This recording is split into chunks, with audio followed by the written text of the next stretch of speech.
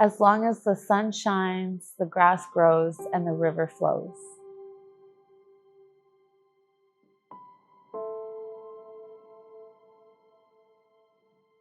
My name is David Campbell. For a living, I work for Parks Canada as a resource management officer, resource conservation officer. My name's Tasheena Campbell. I'm from Fort Chipewyan, Alberta. I am 31 years old, and I'm a Mi'kmaq Cree First Nation member.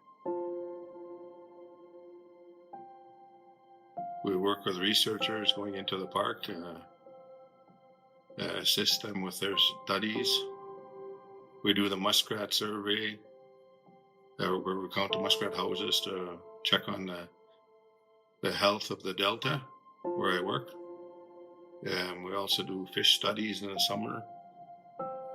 See how the fish are making out with all the oil sands pollution coming down the river and affecting our way of life. And fishing. I do a little bit of dog keeping, running, dog mushing, just a various outdoor activities I do. A lot of stuff like that, bird watching, and just enjoying nature at its best out on the land. Yeah, dog sledding was always part of my life. Like my dad always had dogs when he was growing up and stuff like that. So he had many stories of dogs and what they could do with them and stuff like that through hunting and trapping and fishing with the dogs and stuff like that. It was a mode of transportation before the earlier years, before the skidoo come around. So he had a big part of his life was strictly dog team traveling. And then later on, they had these community events of racing and stuff. They used to have this big race from Fort Chip to Fort McMurray, where all the trappers would gather up, and whoever was left in the late 60s and 70s that still had the dog teams and would race to Fort McMurray. It was continued on for about 5 years. He took part in it just about every year, did well in it. Then he raced some other shorter races around Hay River, Fort Chip, Fort McMurray, Rainium City. And all these stories, listening to him growing up and using dogs and stuff like that with him. It just grew with us kids. There was 3 other brothers I have and a couple of sisters that are interested and did some dog racing also. So we maintained a dog team through fishing and later on buying little chicken and stuff like that and whatever it took to sustain the dog team. We still do it today. I enjoy it. I still have my own dog team of 10 to 15 dogs and I just love it. I just will do it as long as my health can allow me to. Yeah. He would take off ahead of me and you would be behind. And if you fell off, he's not looking back. He's going straight forward. As long as the dogs and stuff are good, he'll turn around after and realize that you're not there. But yeah, adapt very quickly.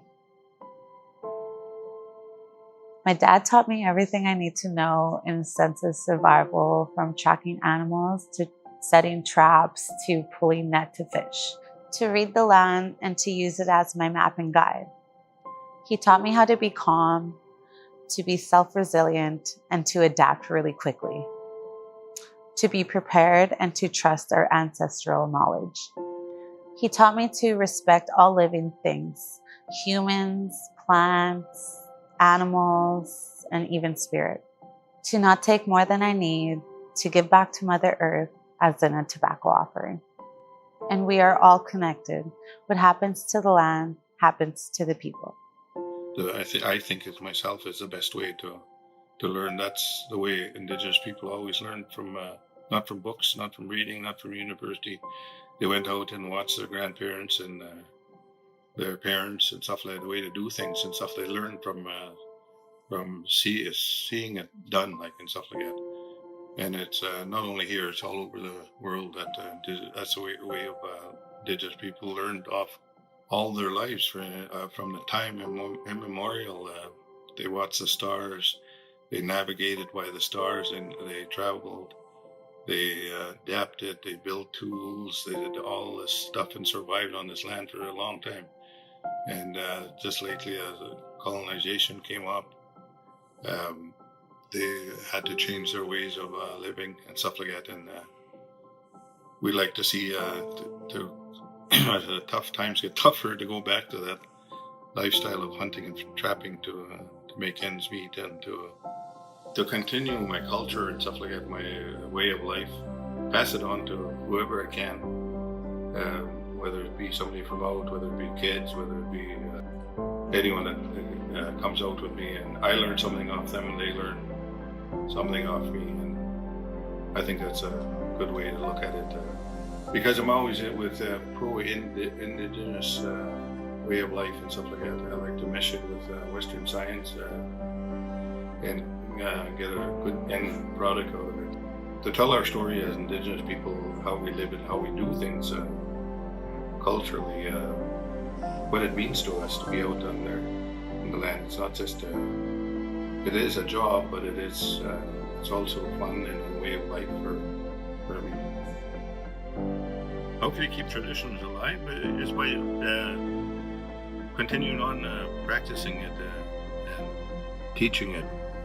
I hope to continue on my way of life, and I hope someone would, one of my grandkids or all of my grandkids would come along and with me sometimes, and I show them the way it's supposed to be done culturally as Indigenous people. Like show them what I do and stuff like that out there, and so they can continue on and not lose that way of life. As well as getting their education and living off teaching them about past culture and their way of life. Not only he's connecting with the land, he's also giving a sense of purpose, and he's also preserving the land for the future generations. I gained the value of respecting our land and nature by connecting to our people through intergenerational wisdom. He taught me how to work hard, and he taught me how to be resilient. As long as the sun shines, the grass grows, and the river flows.